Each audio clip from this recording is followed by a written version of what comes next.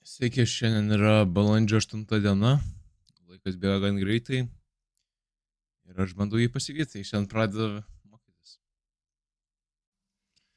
Taigi, šiandien mokytis jau baigiau, dabar parodysiu, ką aš čia gero per šiandieną padariau. Aha. Tai šiandien perėjau 5 ir 6 skyrių. Tai pradėjom blogo aplikaciją. O tada, kai matau, čia dar nemažai liks šitam blogo aplikacijai. Tai dabar mes galime... Gal tiesiog aš parodysiu, ką mes padarėm. Nepaleidau serverį gerai. Balandžio serverį.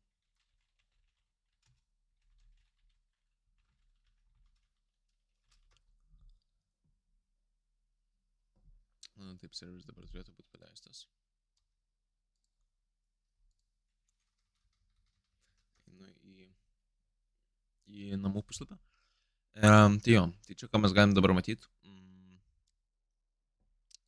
Čia yra namų puslapis, galim kurti naują postą su autorium kažkokiam. Tai galim sukurti. Tai pažiūrės, kelinta diena šiandien. 20 diena, tai diena 20.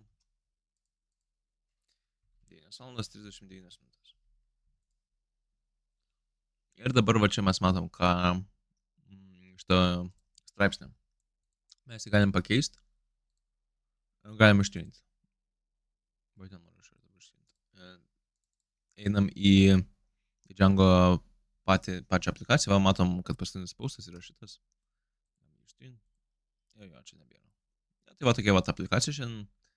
Tai kaip aš čia parašiau, pagrindinis dalykas yra tai CRUD. Tai Create, Read, Update ir Delete. Tai šitas funkcijas turi blog aplikacija. Kas toliau? Kodo. Kodą aš gal nerodysiu, nes čia gan viskas repetityv yra. Ir dabar persiu, ką aš čia... Prašau, tai valandų nebus, paliksiu normaliai, kad 2 valandos. Kažkur tiek ir užtrukau, dar biškai paskaičiau dokumentaciją, dar cross-site scripting paskaičiau. Tai progresas irgi vėl 2 chapteriai. Ir ką išmokom. Tai got familiar with CRUD functionality. Tuomet jau šiandien pradedu pastebėti, kad jau prisimenu tikrai nemažai Django, bendrai Pythono šitų komandų, kurios dažnai naudojamos. Tai tokias kaip run server, tada sukurti naują direkciją, folderį naują sukurti. Taip pat šitos pradedu prisiminti, tuomet lygiai taip pat su GitHub komandom tai irgi pradedu prisiminti ir tuomet testų dar nemažai rašėm. Tai supras dar juos sunkiai sekasi, bet čia testai kiek yra, tai galiu dabar paleisti testus. Python manage.py ir čia testai.